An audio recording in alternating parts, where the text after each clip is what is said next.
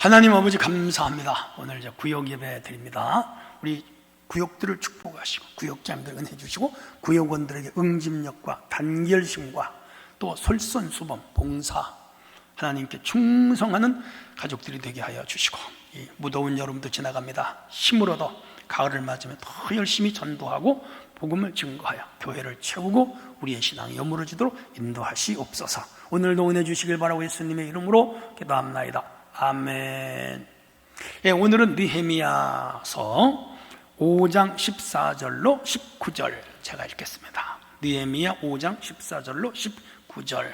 또한 유다 총독으로 세움을 받은 때 곧 아닥사스다 왕 제20년부터 제32년까지 12년 동안 나와 내 형제들이 총독의 녹을 먹지 아니하였느니라. 나보다 먼저 있었던 총독들은 백성에게서 양식과 포도주와 또 은 40세겔을 그들에게서 빼앗았고, 또한 그들의 종자들도 백성을 압제하였으나 나는 하나님을 경외함으로 이같이 행하지 아니하고 도리어 이 성벽 공사 힘을 다하여 땅을 사지 아니하였고 내 모든 종자들도 모여서 일을 하였으며, 또 내 상에는 유다 사람들과 민장들 150명이 있고 그 외에도 우리 주위에 있는 이방 족속들 중에서 우리에게 나온 자들이 있었는데 매일 나를 위하여 소 한 마리와 살찐 양 6마리를 준비하며 닭도 많이 준비하고 열흘에 한 번씩은 각종 포도주를 갖추었나니 비록 이같이 하였을지라도 내가 총독의 녹을 요구하지 아니하였으면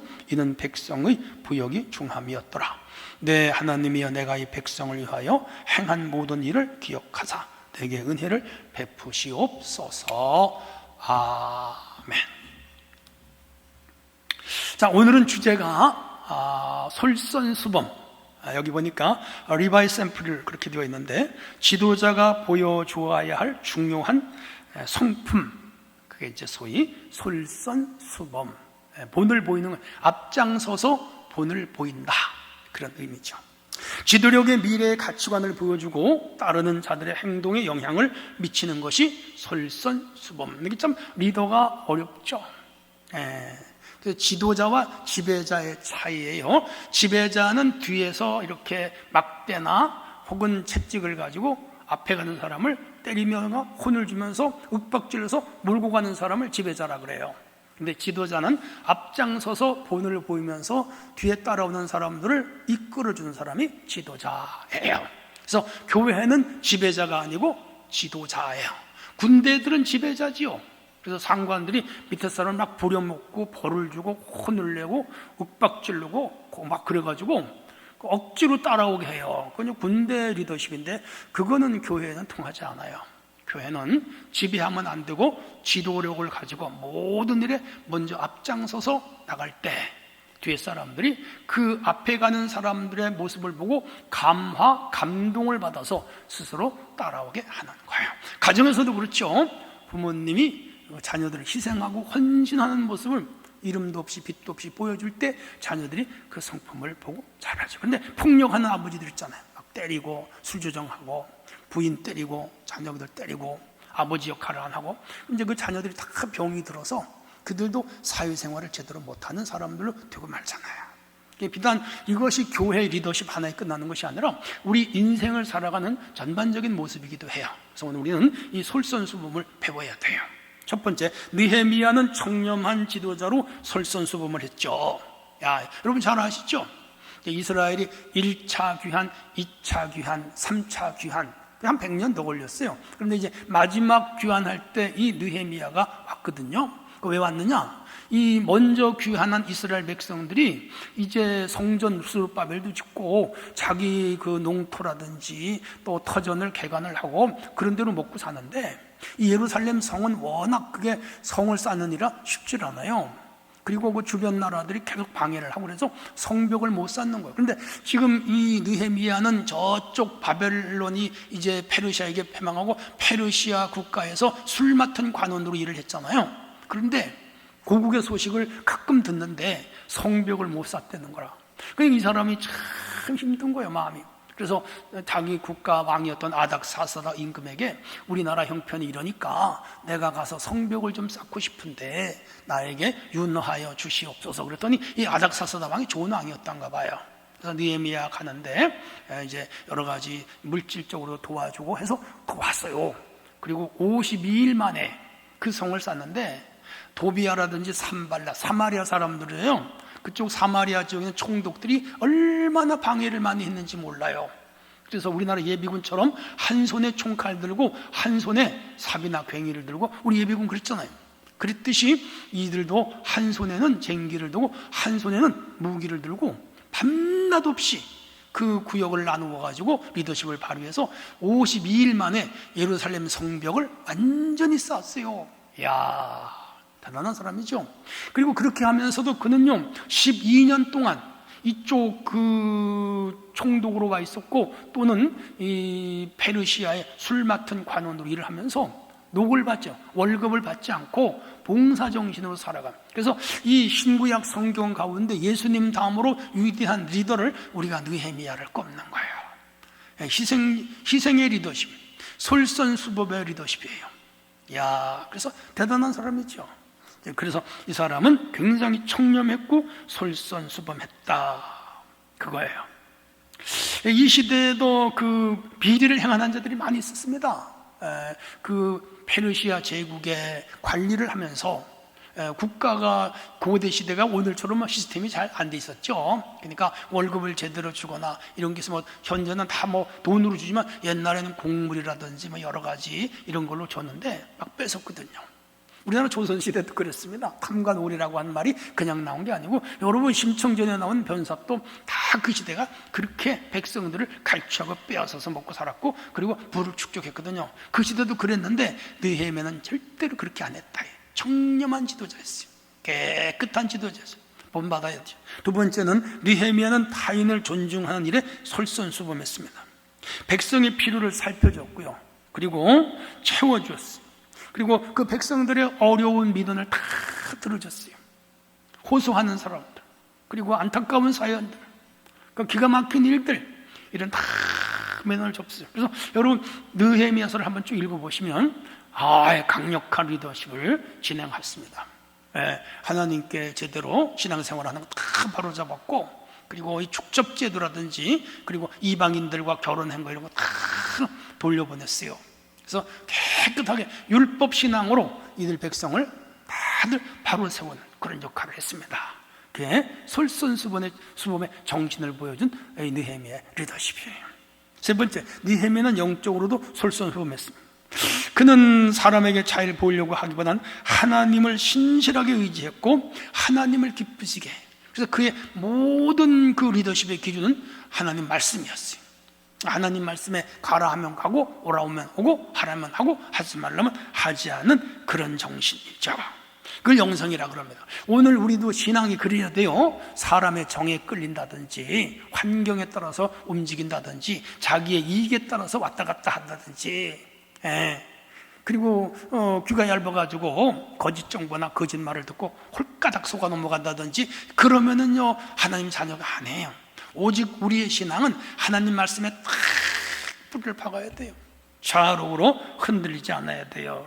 그게 참 믿음이라. 그래서 예수님 제자들에게 나를 따라오라거든 자기를 부인하고 자기의 십자가를 지고 나를 따를 것이니라. 이게 뭐예요? 세상 욕망이나 세상 이익에 집착하려면 나를 따라오지 말아라. 한 부자가 있었잖아요. 그리고 예수님께 어떻게 구원을 받습니까? 너가 계명을 지켜라. 다 지켰다는 거예요. 그래서 하나님을 향한 계명과 이웃을 향한 계명을 다 지킨 거예요. 그랬더니 잘했다 칭찬해. 그러면 너가 재산이 많은데 그거 다 팔아 가난한 자들에게 주고 나를 따르라 그랬더니 그 사람이 재물이 많은 거로 근심하며 돌아가느라 영원히 예수님 제자가 못됐죠. 왜? 예수님을 따르겠다는 제자가 세상 욕망, 세상 물질, 세상 출세, 세상 영화에 더 필이 꽂힌 거지.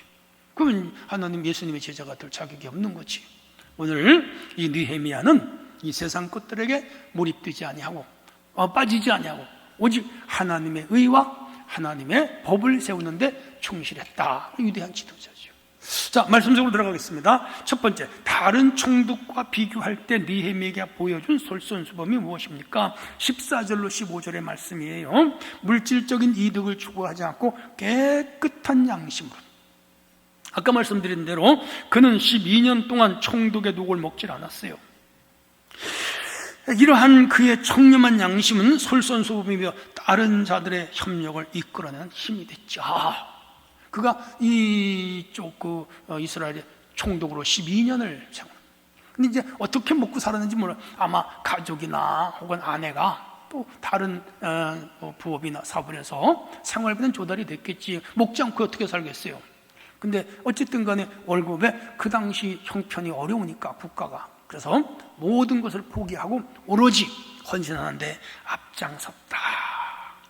느헤미야 3장 7절에 여러 지방의 다양한 직업을 가진 사람들까지도 더불어 중수하였고, 다 그렇게 말씀하는데, 그러니까 하나님의 종, 하나님의 이 나라, 이 이스라엘의 총독으로 부름받아서 모든 일에 헌신적이었다.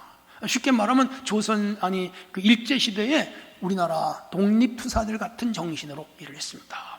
그 환경이 그렇게 몰아가면 그렇게 살아야 돼요. 그럼요.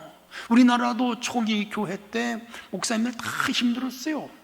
시골 오지 목회라든지 공무신 신고 양복 한 벌을 가지고 평생 살아야 되는데 교회 헌금이 안 되니까 성미 같은 거 가지고 하루 한 끼 정도 먹고 그렇게 하면서도 목회했잖아요. 어려울 때는 그 방법이 없죠. 다 그렇게 교인들을 한 마리 하나의 양떼를 생각하여 그렇게 살아야죠.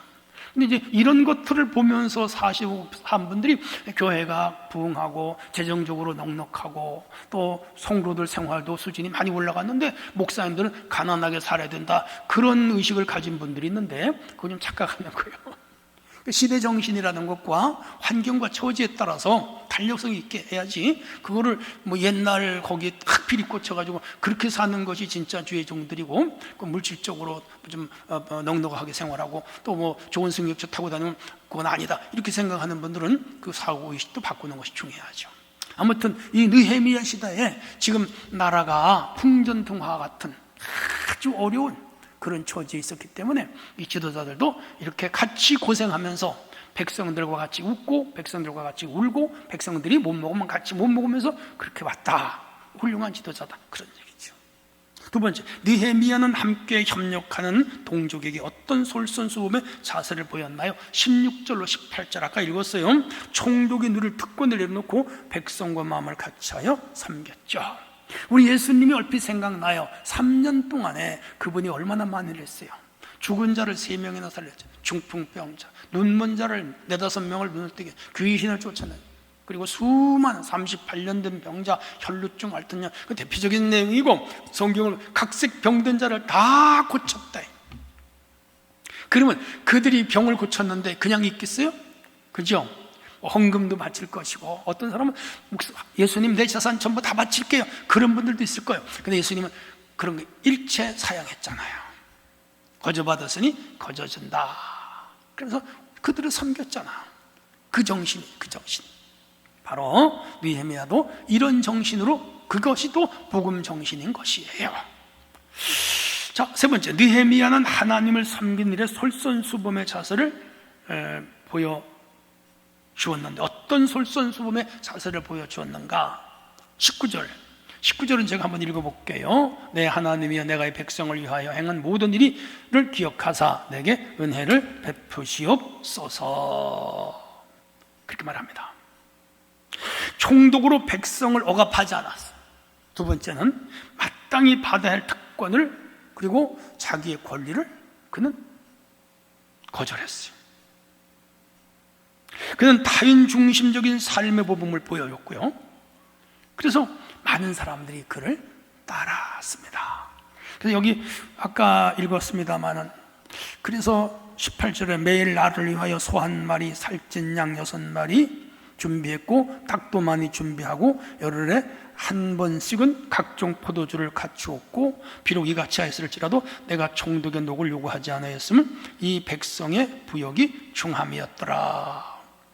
이렇게 이 총독으로 와서 있는 동안 그 먹고 생활하는 건 다 그 총독부가 다 준비해서 이 먹고 생활을 넉넉하게, 그러나 그 자기가 받을 수 있는 월급이죠, 월급.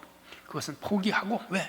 그 시대 그 백성들이 그 총독을 월급을 줄 만한 그런 여력이 없었던 거지. 그렇게 해서 그걸 백성에게 강제로 빼앗다든지 또 뭐 언제까지 기한을 준다든지, 뭐 의상으로 뭐 이렇게 해서 받아낸다든지, 그런 다른 사람 다 그런 방법으로 받아내는데 이 느헤미야는 그런 거 포기하고 하루하루 먹는 양식으로 그저 족하게 생각하고 12년 동안 총독 일을 하는데 성실하게 일을 했다. 그거 우리에게 보여주고 있는 거예요. 묵상 이야기로 들어갈게. 솔선수범은 모범이 될 만한 일을 먼저 행하는 일, 그걸 솔선수범입니다. 미국 육군 그 야전 교범에서 솔선수범의 리더십은 침투성이 있다, 그렇게 보고를 했다 그래요. 조직의 구성원들 리더의 행동에 의식적이든 무의식적이든 강한 영향을 받는 거 맞죠? 자녀들은 집에서 부모님의 리더십에 영향을 받아요.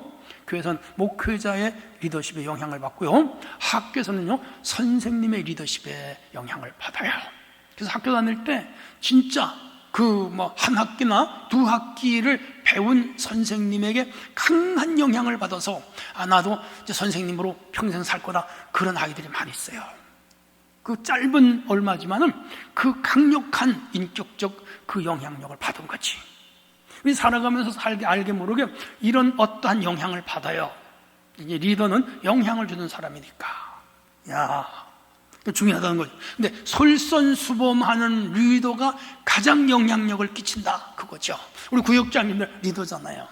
구역에서 구역 식구들을 사랑하시고요, 구역 식구들 잘 돌봐주시고요, 구역 식구들 잘 섬기고요, 예배생활, 기도생활, 교회 섬김, 전도활동, 그리고 늘 말없이 묵묵히 섬김, 그리고 목회자의 좋은 협조자, 이런 솔선수범의 본을 보여준다면 여러분 구역에서 좋은 구역원들이 나올 거예요.